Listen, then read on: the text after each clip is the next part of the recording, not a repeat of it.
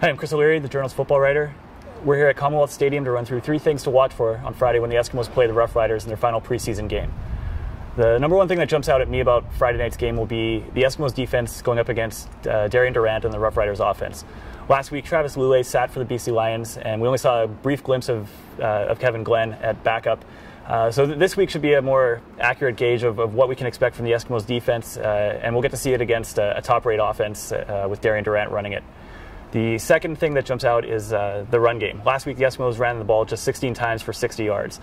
Chris Jones is going to want to see a lot more out of his run game this week, and that's going to fall on the starter, Hugh Charles. His backup from last year, John White, who hasn't been very busy through training camp. He's been injured, and that leads to Tyler Thomas, who's kind of filled in for him at the backup spot. It's going to be on those three guys to pick up the run game and improve that for Friday night.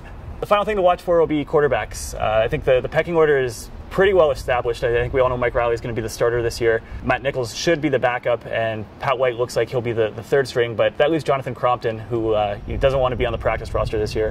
He's going to be wanting to dress for the games this year, so he's competing somewhere against those three guys to try and get a spot in the active roster among quarterbacks.